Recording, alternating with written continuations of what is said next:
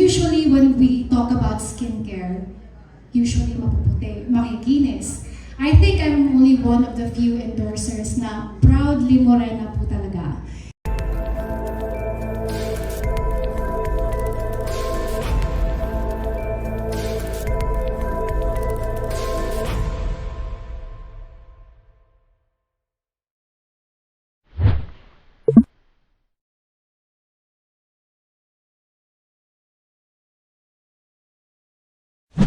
Siguro, well again, beauty is subjective, but I'd like to think of myself as beautiful and use it in a way na hopefully ma-encourage ko din at ma-inspire ko din yung mga bata to look at me.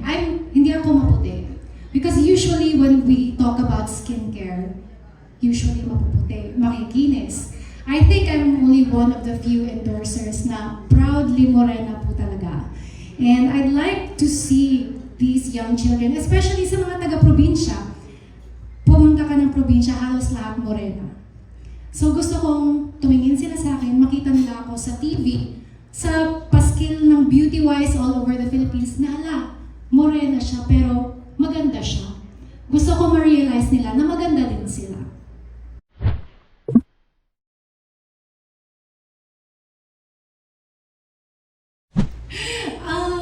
Well, it took me a long time. Kasi ako personally, mahilig din ako sa mestiza. Kaya gandang-ganda ako kay Iya nung nakita ko siya the first time. Pero mutual pala yung feelings namin, so thank you.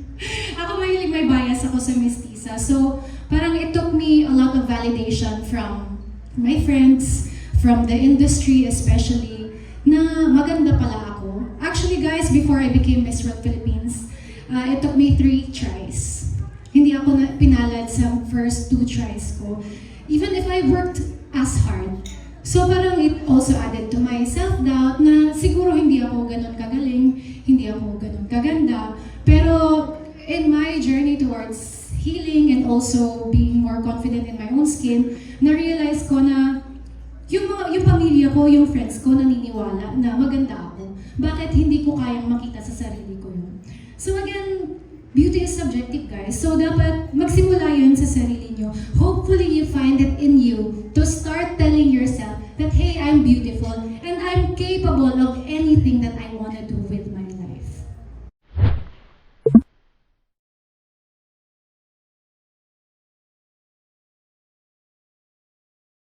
Well, it could be different for anyone, to be honest. And nasa panahon na po tayo ngayon where a lot of beauty queens, especially nowadays, they are kind of forced to have a platform, something that they fight for because it's expected of them. Pero for me, honestly, walang masama. There is nothing wrong when you want to step foot on pageantry because you want to better your life. Because that is your life, and being in a pageant, you work hard for it.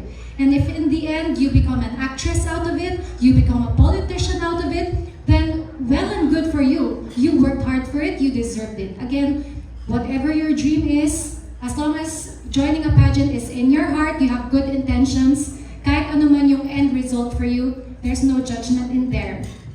As long as you worked hard for it also.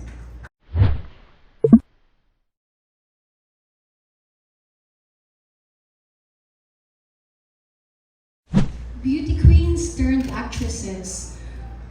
Actually, wala pa akong masyadong nakikita na really into acting, hardcore acting, but one of my friends, Rabia, she's already into hosting.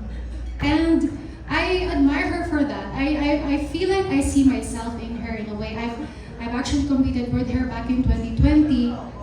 And I've seen her progress. I've seen how she's slowly reaching her dreams and providing for her family back in Iloilo. And I look up to her for that.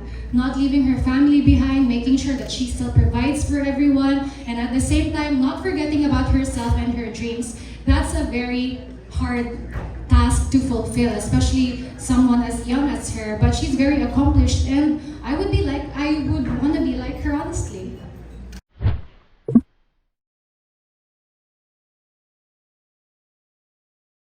I have no plans anymore. I'm already already Miss World Philippines, and I'm very happy and privileged to be called one. And I've already represented our country, and I would love to see more and newer representatives in the future and give them the chance to also walk the international stage.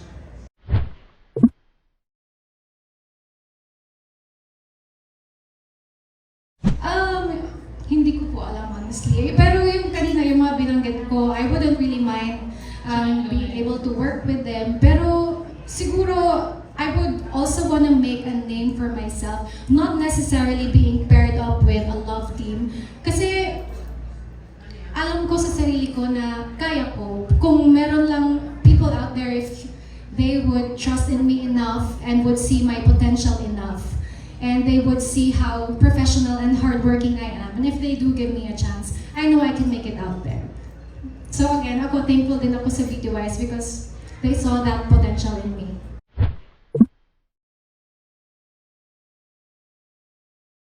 I already tried Miss Universe Philippines po. I was batch 2020.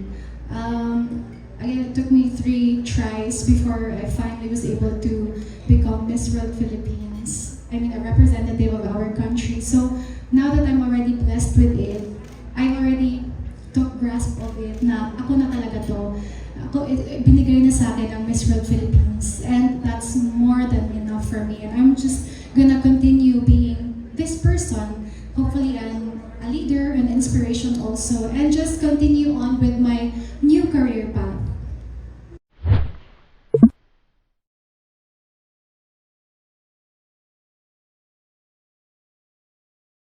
Ako naman, I'm very open about that because different organizations have their different set of rules and I respect them for that. As long as they see that these specific candidates are still able to fulfill their responsibilities should they win the crown and still na hindi mapabayaan yung pamilya nila, yung anak nila, or even the transgender community. I think it's only fair that they're given the chance also to be a part of this one whole pageant community. There is really nothing wrong with it in my personal opinion as long as they have, like I've always looked at the person on what they are on the inside, like how they truly are as a person. As long as their intentions are good and their vision is good, no matter your gender or your status in life, whether you're a parent, a single mom, or married, then if you still want to pursue pageantry and you're given the chance to do that, then just give your best and not leave anyone behind, especially your family.